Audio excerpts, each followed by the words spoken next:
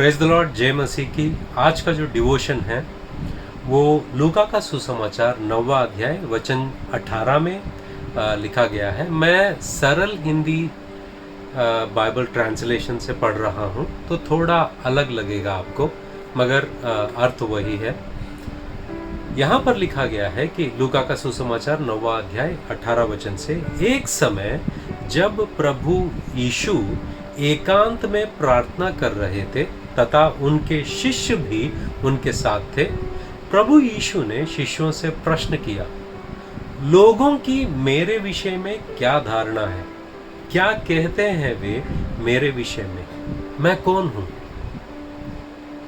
यीशु मसीह एकांत में प्रार्थना कर रहे थे और यीशु मसीह के चेले वहां पर थे, और प्रार्थना करते करते शायद उन्होंने चेलों के ओर मुड़ गए और पूछे कि लोग मेरे बारे में क्या सोचते हैं।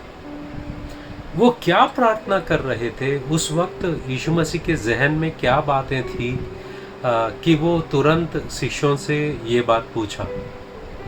मुझे लगता है और मैं सोचता हूँ कि शायद यीशु मसीह जानना चाहते थे और प्रार्थना कर रहे थे अपने शिष्यों के बारे में या अपने शिष्यों के लिए कि वो लोग यीशु मसीह को सच्चे रूप से जाने, सही रूप से जाने।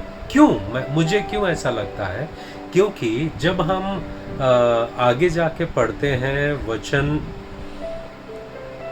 28 में जब हम पढ़ते हैं, अपनी इस बात के लगभग 8 दिन बाद प्रभु यीशु पतरस, यूहन्ना तथा याकूब को साथ लेकर एक ऊंचे पर्वत शिखर पर प्रार्थना करने गए। जब प्रभु यीशु प्रार्थना कर रहे थे, यीशु मसीह प्रार्थना कर रहे थे, उनके मुखमंडल का रूप बदल गया तथा उनके वस्त्र सफेद और उजले हो गए।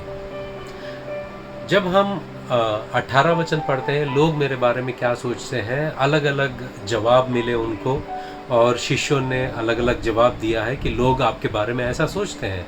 तो यीशु मसीह पूछते हैं कि आप मेरे बारे में क्या सोचते हो? तो पतरस, यही वाकया हम लोग मत्ती के सुसमाचार में भी पढ़ते हैं। पतरस कहते हैं कि आप मसीहा हो, आप मसीहा हो। तो शिष्यों ने यीशु मसीह को पहचान लिया, मगर प्रभु यीशु मसीह चाहते थे कि शिष्य जो है और उत्तम रीति से यीशु मसीह को जाने। तो उन्होंने पतरस को, याकूब को और यूहन्ना को उस पर्वत पर लेके गए, उस पहाड़ पर लेके गए और प्रार्थना कर रहे थे। और जब वो प्रार्थना कर रहे थे, यहाँ पर लिखा गया है कि उनके मुखमंडल का रूप बदल गया तथा उनके वस्त्र सफेद हो और उजले हो गए।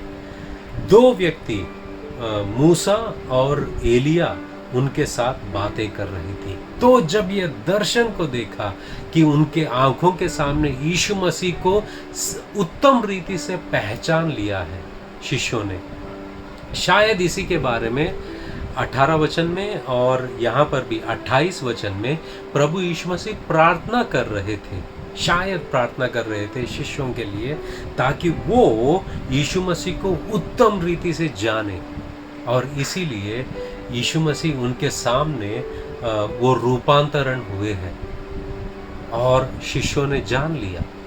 दूसरी बात मुझे याद आती है, और ये बात मुझे एफेसियों की पत्री पहला अध्याय 15, 16 और 17 वचन जब हम देखते हैं, पौलुस कहते हैं एफेसियों के लिए कि अपनी प्रार्थनाओं में मैं तुम्हें याद करते हुए परमेश्वर को धन्यवाद देना नहीं छोड़ता। ये भी वाक्य मैं सरल हिंदी बाइबल से पढ़ रहा हूँ।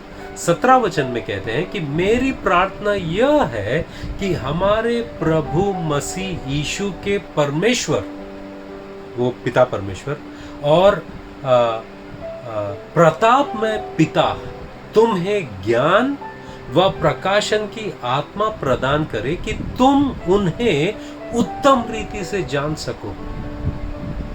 पौलुस एफेसी की कलीसिया के लिए प्रार्थना करता है कि मेरी प्रार्थना यह है कि हमारे प्रभु मसीह यीशु के परमेश्वर और प्रतापमय पिता तुम्हें ज्ञान और प्रकाशन की आत्मा प्रदान करे कि तुम उन्हें उत्तम रीति से जान सको।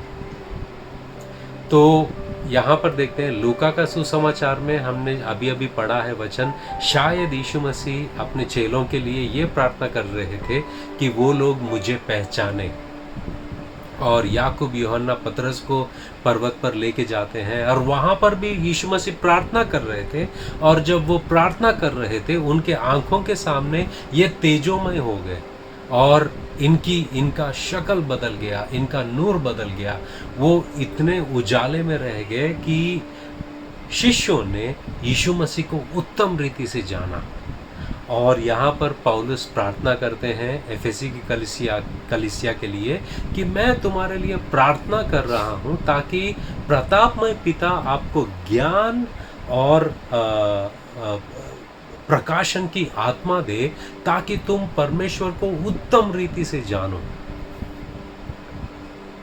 तो डिवोशन इस बात का है कि तुम किसके लिए प्रार्थना कर रहे हो। यीशु मसीह और पौलुस लोगों के लिए प्रार्थना किया ताकि वो, यीशु मसीह ने प्रार्थना किया कि ताकि चेले उनको उत्तम रीति से जाने। पौलुस प्रार्थना किया है ताकि एफेसी की कलीसिया के लोग जो है परमेश्वर को उत्तम रीति से जाने। यीशु मसीह प्रार्थना किया, यीशु मसीह ने प्रार्थना किया, पौलुस ने प्रार्थना किया। तो क्या ये आपका मुद्दा है? प्रार्थना में एक मुद्दा है, आप प्रार्थना कर रहे हो कि हे परमेश्वर मुझे ज्ञान व प्रकाशन की आत्मा दे ताकि मैं तुम्हें उत्तम रीति से जानूं। अगर तुम ये प्रार्थना नहीं कर रहे हो तो मैं चाहता हूँ कि ये एक आदत बन जाए आपके अंदर कि आप प्रार्थना करो कि आप परमेश्वर को उत्तम रीति से जानो। परमेश्वर आपको आशीषित करे। आमीन। God bless you.